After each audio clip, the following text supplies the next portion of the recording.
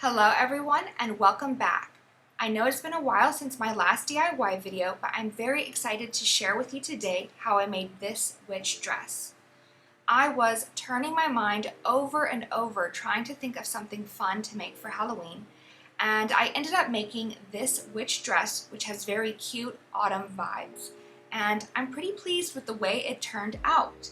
So if you would like to make a dress like this for yourself, definitely check out the description down below where I have linked the pattern, which is in my Etsy shop as a downloadable PDF. But otherwise, I'm very excited to share my process. So let's get into it, witches.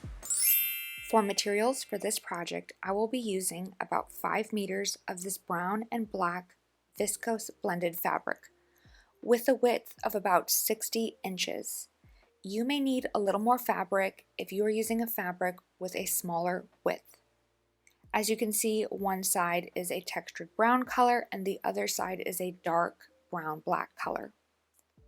I will also be using 25 meters of this gold yellow trim, as well as a matching brown and gold thread and a 50 centimeter zipper. However, I wish I used a longer zipper, maybe 60 centimeters. The first thing you will want to do is go to my Etsy shop and download the PDF pattern. Next, select the PDF you wish to print and print the PDF on the correct paper size, A4 or US letter. Make sure scale is set to 100% and print margins are set to 0. Please be warned it is a big PDF at 70 pages due to the big skirt. Check the measurements of the box on the first page, and if the measurements are correct, you can assemble. To assemble, simply trim the page margins as needed, align, and tape the pages together. The pages will create a grid that is 10 pages across and 7 pages down for a total of 70 pages.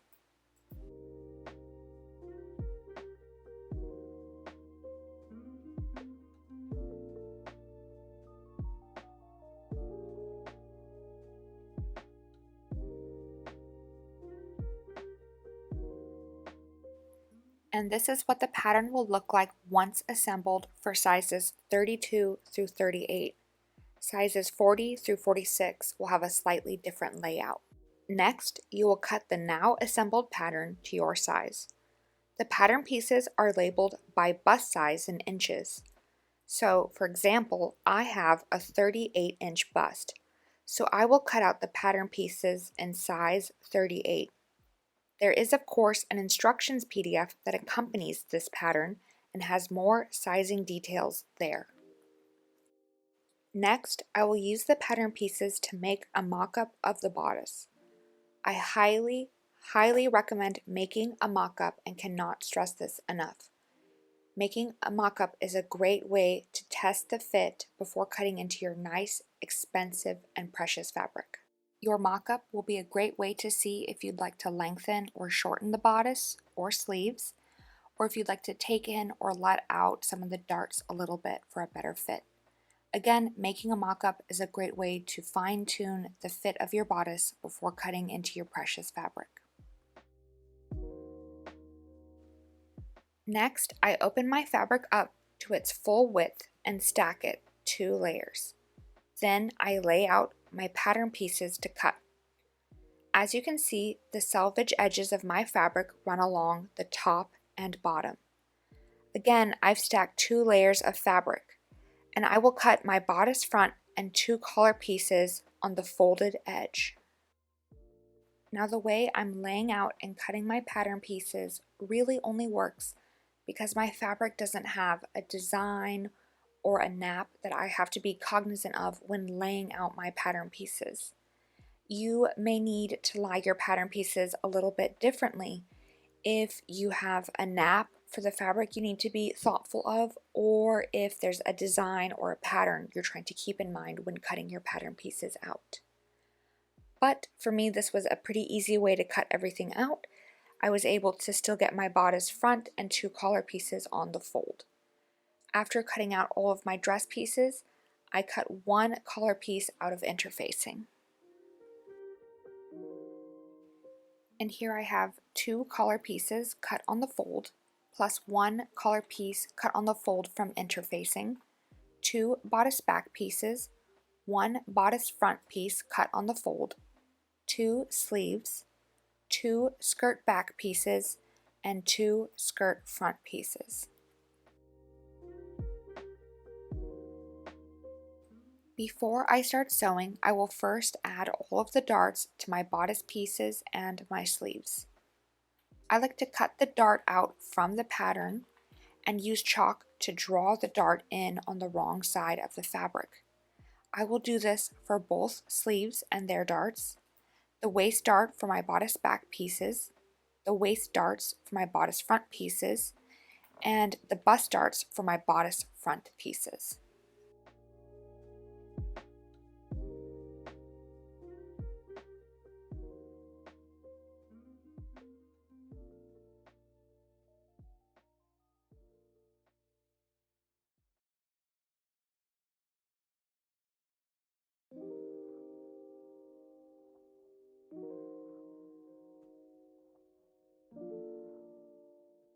Here you can see the 4 dots on my bodice front. Next, I fold the darts in half, matching the legs to one another, and I use pins to secure and hold the dart in place. I find that using pins is enough to prep the dart for machine sewing, but you may wish to base the dart in place.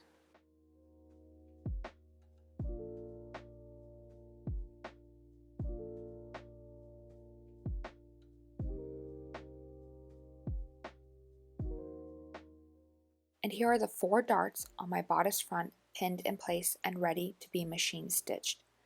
I of course like to do everything in a batch, so I went ahead and pinned in the darts for my bodice back pieces and my sleeves as well.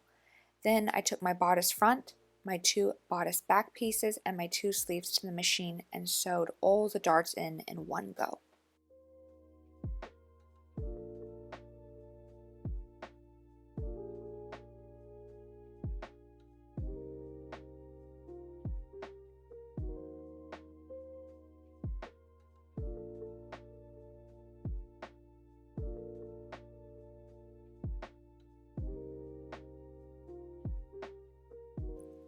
Now that all of my darts have been prepped, I will take them to the machine and stitch them in place. I like to start from the bottom and work my way up, tapering off the fabric. Here you can see that I tried to follow the chalk line that I drew as carefully and closely as possible to create my dart. And now I'm just going to continue sewing darts in to the front of my bodice, to the back of my bodice, and my sleeves.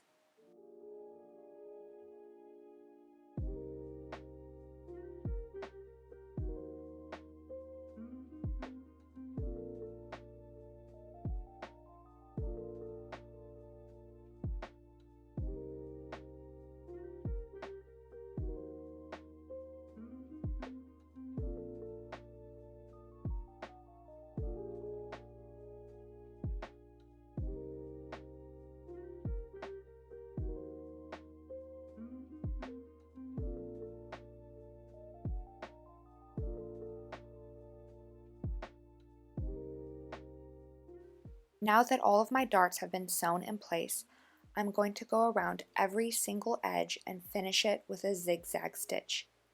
If you have an overlocking stitch setting on your machine or a serger that can overlock, then go ahead and do that.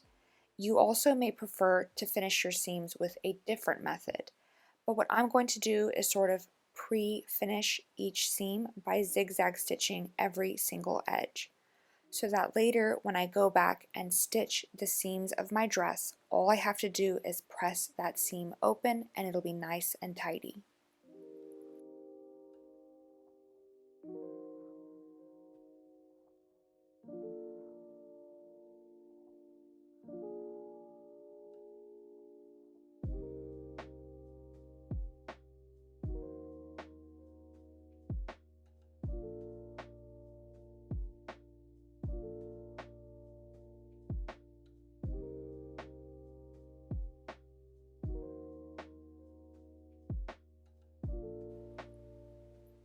After I have finished all the edges with a zigzag stitch, I can start assembling the bodice. I match the bodice front to the bodice back at the shoulder edges with right sides touching. I pin the shoulder edges together and stitch using 1.5 centimeters of seam allowance. Then press the shoulder seam open, and next you can fold the center back edge of your bodice inward by 1.5 centimeters and press. This will be to prepare the bodice for the collar. And here is what your bodice should look like. All the darts stitched in place, the shoulder seam stitched and pressed open, and the center back edge folded inward and pressed down. Now we can just briefly set aside the bodice while we make the collar to add to our bodice.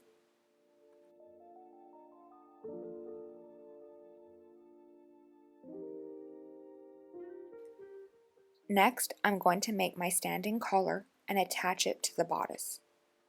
First, I use an iron to add fusible interfacing to the wrong side of one of my collar pieces.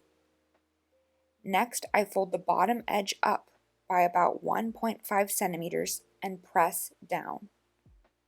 Now I have one collar piece and one collar piece that has interfacing and a pressed bottom edge.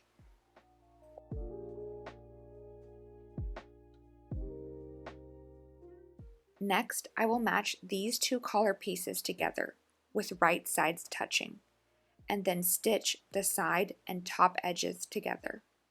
The top edge is marked with a T on the pattern, and the bottom edge is marked with a B.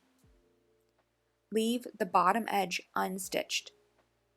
After sewing the side and top edges together, you can trim the seam allowance, clip the corners diagonally, and turn right side out. You can then press the collar flat with an iron.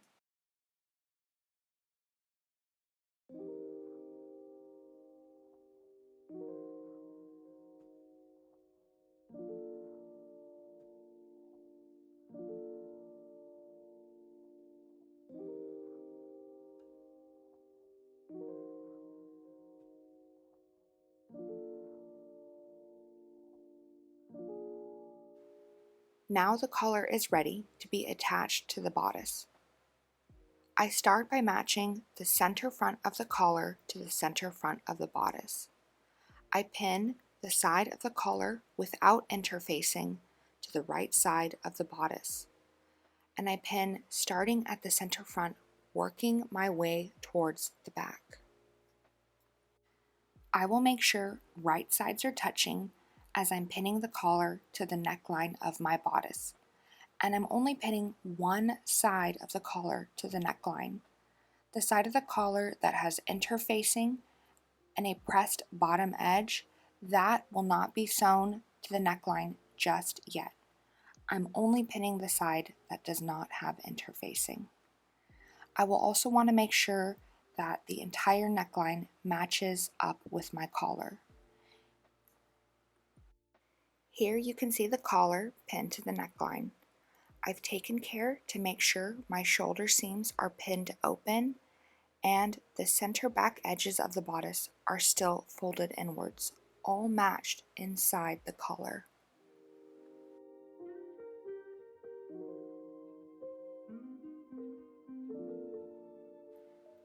Next, I very carefully stitch my collar into the neckline of the bodice. I work slowly to make sure I am stitching the collar smooth and neat. I do not want any puckers in the neckline. Next, I trim and clip into the seam allowance so that the collar will turn and stand smoothly.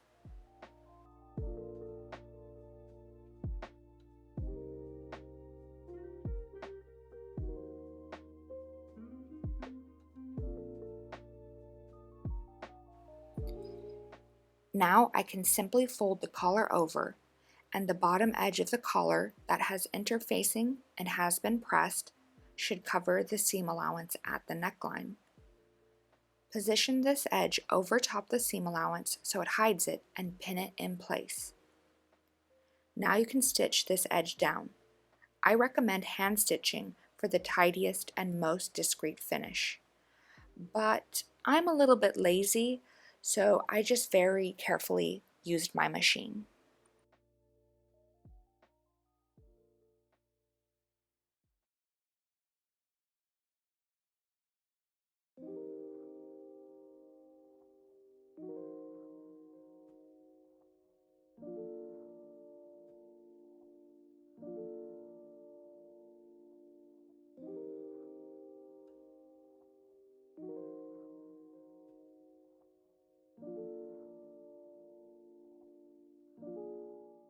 And here's what it looks like on the inside. And as you can see, the outside is a little meh. But no worries, I am going to cover it up with some trim. And I've already started to play with the placement of my trim. But before I change my thread from brown to gold on my sewing machine, I'm first going to hem the bottom edge of my sleeves up. I simply press the bottom edge inwards towards the wrong side of the sleeve and press down, and then I fold it one more time and press again. Now I have a completely concealed raw edge, and I'm just going to use my machine to stitch that edge down and give it a nice tidy finish to the bottom edge of my sleeve.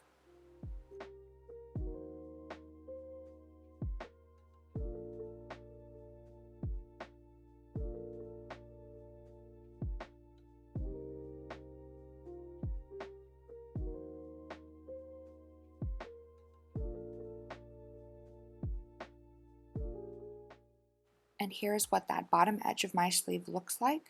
I'm just going to repeat this for my other sleeve, and then I can change the thread on my sewing machine from brown to gold so I can start sewing the trim onto my bodice and sleeves. And then I started adding the trim to my sleeves and bodice. When adding the trim to your sleeves and bodice, feel free to get as creative as you'd like. I decided I wanted to do 2 rows of trim at the bottom edge of my sleeve for a sort of cuff look. So I simply cut the trim to length and pinned it in place, and then I was able to take it right to the machine and top stitch it down.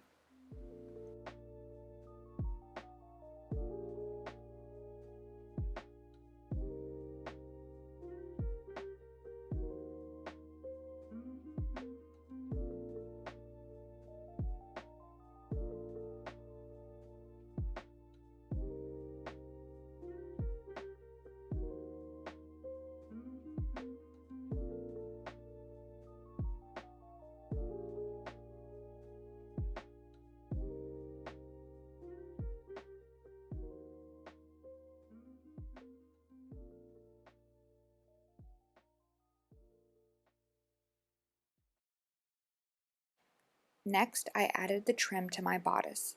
I wanted 2 rows of trim on either side to run over the shoulder from front to back. To start, I used a ruler and chalk to draw a line for my trim to follow.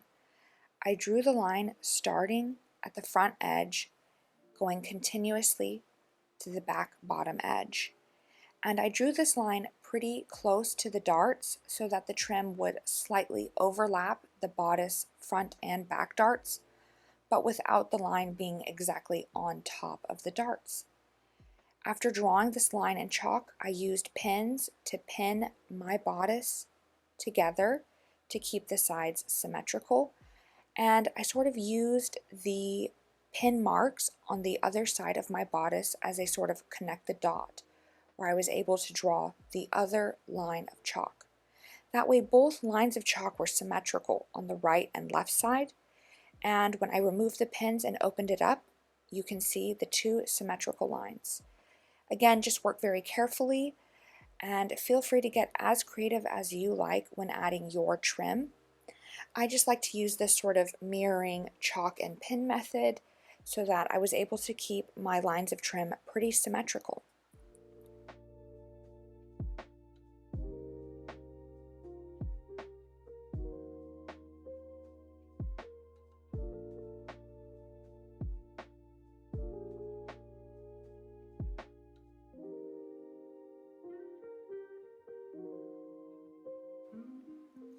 Next, I simply pinned a row of trim on either side of that line of chalk, and after pinning them in place and cutting them so that they were the right length, I took them to the sewing machine and top stitched them down.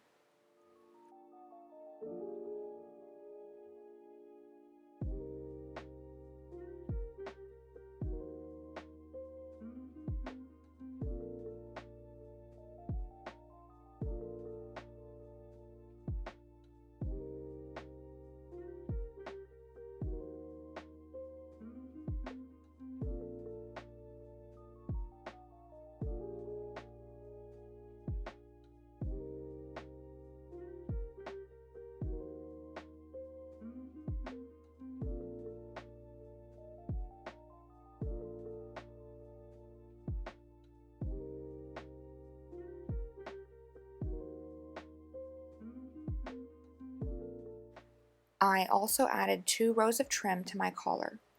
I simply folded the back edge of the trim underneath itself and then top stitched it to the top edge and the bottom edge of my collar.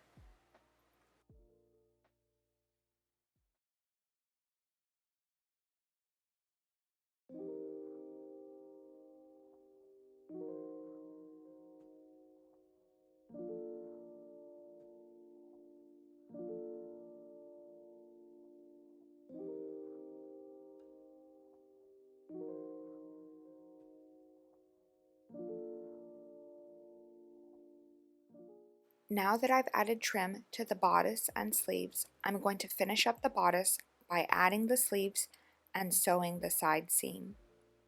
First, I switch my thread back to brown, and then I sew a long length gathering stitch along the head of the sleeve.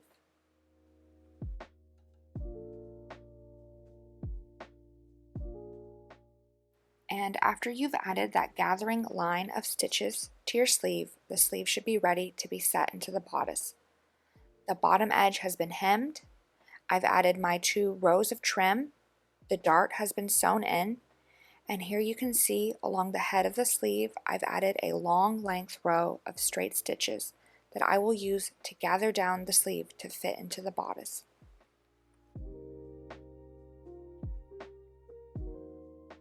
Since we have not sewn the side seam to our bodice, we can open it up flat and see that armhole. We are going to match the large curved edge of the top of our sleeve into that armhole with right sides matching. And we're going to want to make sure that the dart in the sleeve is matched to the back of our bodice. And we're going to start by pinning the sleeve into the armhole smooth against itself. But as we reach the shoulder seam of our bodice, we are going to use those gathering threads we created to pull down and gather the head of the sleeve to fit into the armhole. As you can see, we're going to simply pull the loose threads of our gathering line of stitches at the head of our sleeve and gather down the excess fabric of the sleeve so that it fits into the armhole. I also like to take a quick measure and make sure that the gathers of my sleeve are symmetrical for both the left and right sleeve. And once I have the gathers positioned and pinned in place, you can then sew this sleeve into the bodice.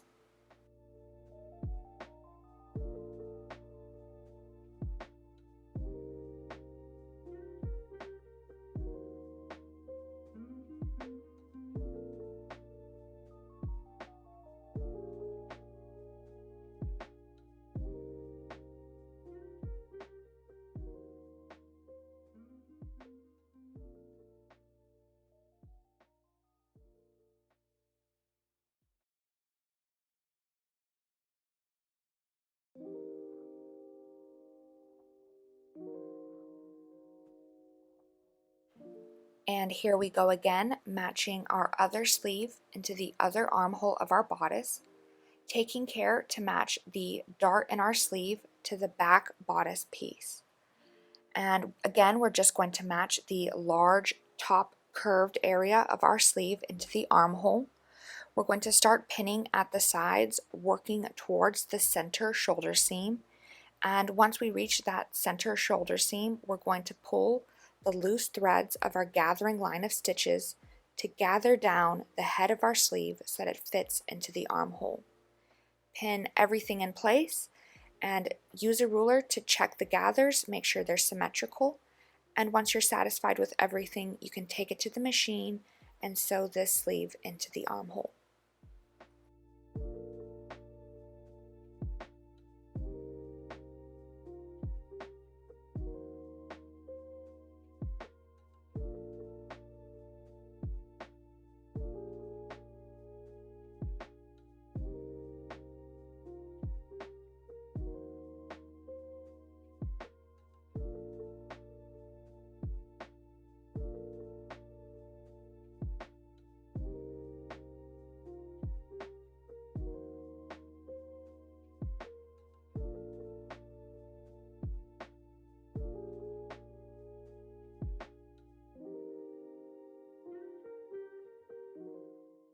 And just be sure when sewing over the gathers at the head of your sleeve to take care, work slowly, make sure that all of the gathers are sitting correctly, you're happy with the placement, and just sew very slowly over top them.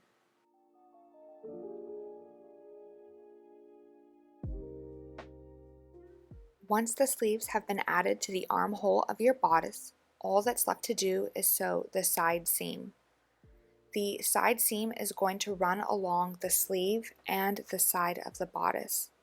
All you're going to do is simply fold your bodice in half along that shoulder seam and match the sides of the sleeve and the sides of the bodice to one another with right sides touching and pin together. Take care when pinning the bottom edges of the sleeve and any other edges and seams. You just want to make sure that everything is matched together properly.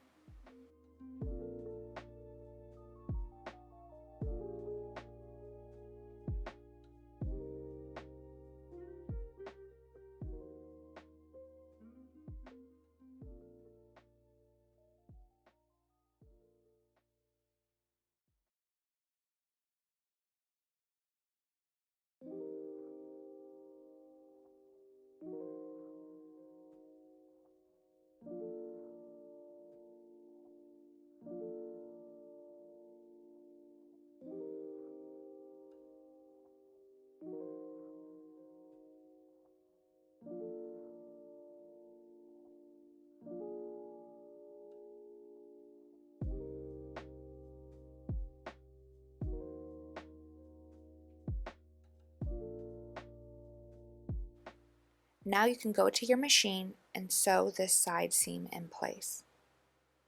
I like to work very carefully and slowly, especially over the seam at the armpit.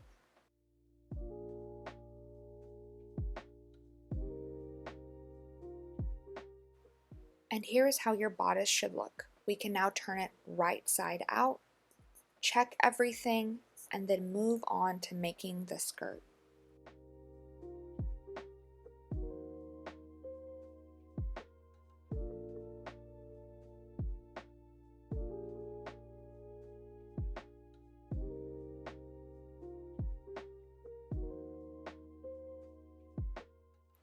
To make the skirt, I'm going to start by sewing the center front edges of my skirt front pieces together. I'm going to start by matching right sides together, pinning the center front edges to one another, and then sewing down the center front. Afterwards, I'm going to press this seam open. Now that I've created the center front seam, I can now sew my skirt front to my skirt back pieces at the side seams. I'm going to match right sides touching, pin together, and then straight stitch down these side edges. Afterwards, I will press the seam open.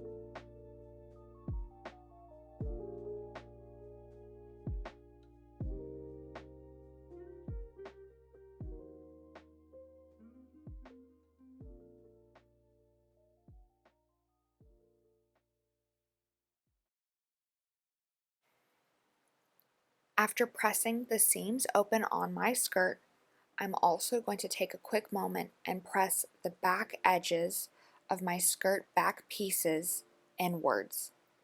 I am preparing these for the zipper the same way I pressed in the back edges of my bodice back pieces.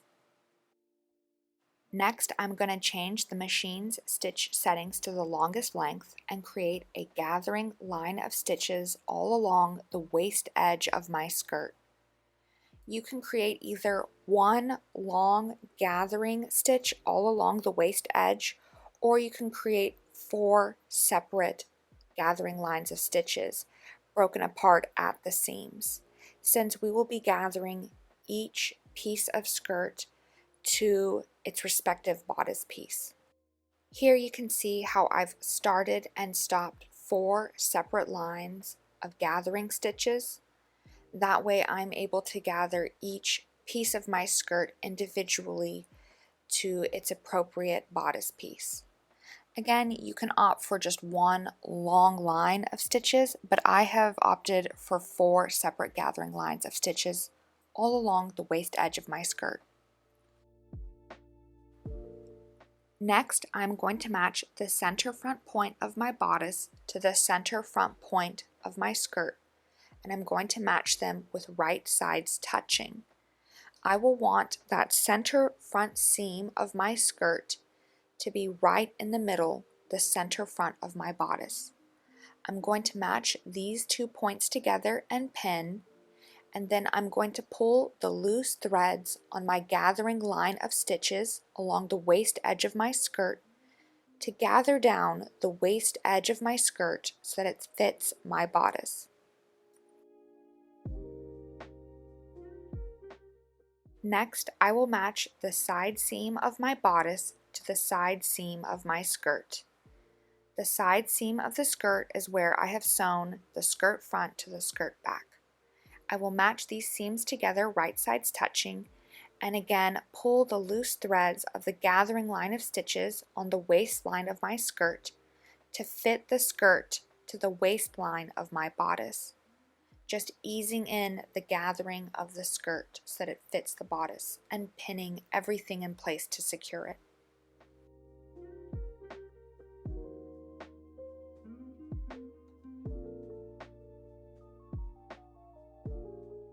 And finally, I will match the folded back edge of my bodice to the folded back edge of my skirt, right sides touching, and pin these 2 edges together. Once again, I will pull the gathering line of stitches to gather down the skirt so that it fits to the bodice. Once I am satisfied with the gather's placement, I pin everything in place. And as you can see, I have 1/2 of my skirt pinned to 1/2 of my bodice. Now I have to repeat for the other side of the skirt and bodice, matching the seams to one another, right sides touching, and pulling my loose gathering threads to gather down the skirt so that it fits to the bodice. Again, I'm going to want the center front of the skirt matching the center front of the bodice, the side seam of the bodice matching the side seam of the skirt, and the folded back edge of the bodice to match the folded back edge of the skirt. I will gather the skirt down so that it fits the bodice and pin everything in place.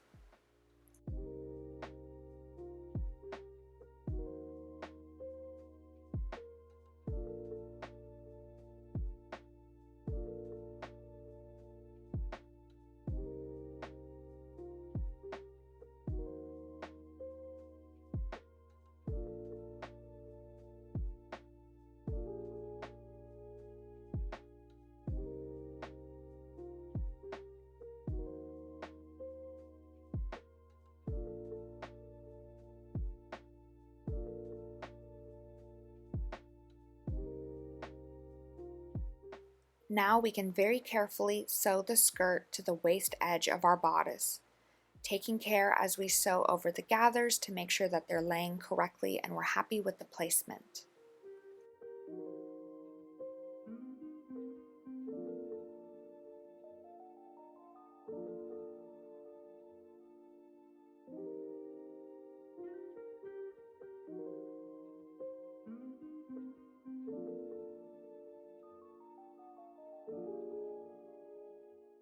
I also decided that I wanted a little gold trim to cover this waist seam. I thought it was a very nice addition.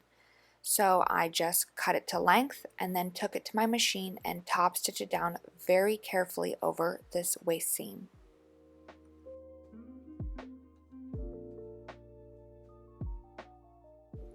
Now it's time to add the zipper.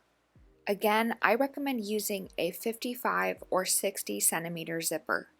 Mine is a bit short, but it's one I already had on hand. First, I use pins to mark the length of the zipper, starting from the neckline down to its ending point. From the ending point of the zipper down to the bottom edge of the skirt, I stitched my skirt back edges together, right sides touching.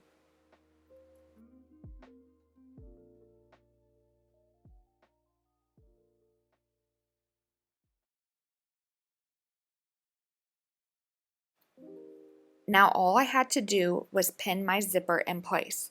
The teeth of my zipper against the folded center back edges of my bodice and skirt. After pinning, I hand basted my zipper in place. And after basting, I changed to the zipper foot on my sewing machine and then stitched my zipper in place.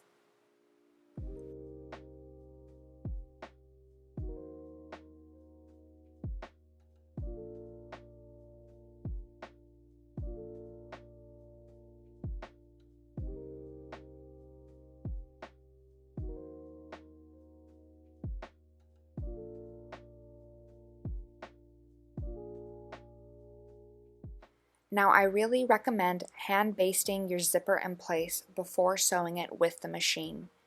Hand basting is a really great way to make sure you're happy with the zipper placement before you sew it with the machine. And it's a great way to make sure you don't get pricked by having all those pins all over the place. Once you've hand basted your zipper in place, you can simply sew it with the machine and then remove the basting stitches very carefully, just picking them out.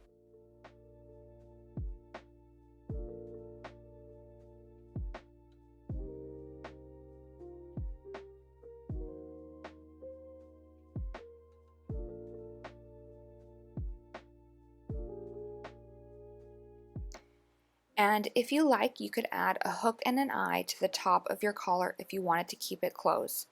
It was really not necessary for me. Now is a great time to try on your dress and make sure you're happy with the length.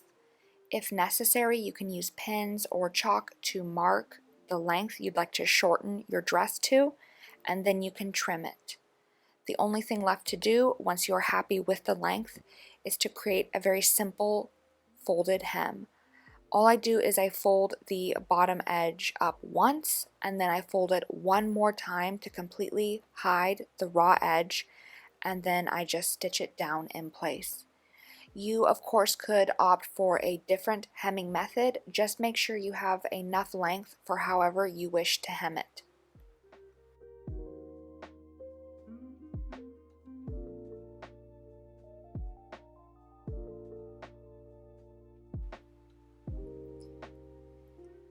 Now for me, the only thing left to do was add 4 rows of trim to the bottom edge of my dress. I started by just top stitching some gold trim to the bottom edge, and then I created a second row just slightly above it. After creating these 2 rows of trim all along the bottom edge of my dress, I used a ruler and measured up about 15 centimeters from the bottom edge and marked with chalk. I marked all the way around the circumference of my dress, and then I used this chalk measurement to create and stitch down my second 2 rows of lace.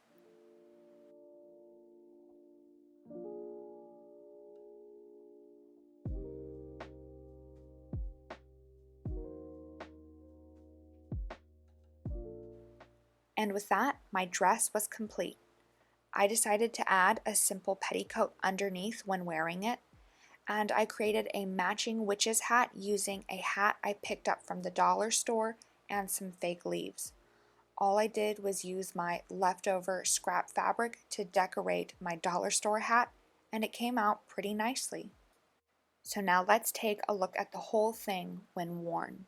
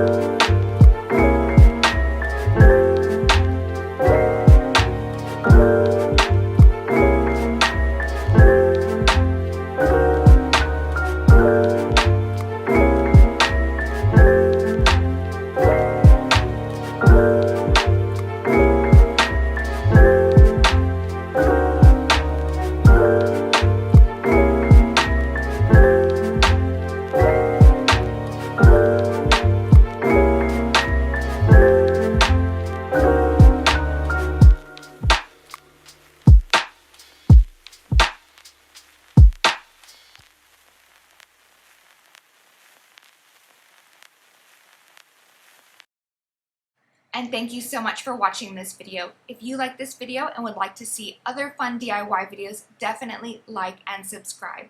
Thank you. Happy Halloween!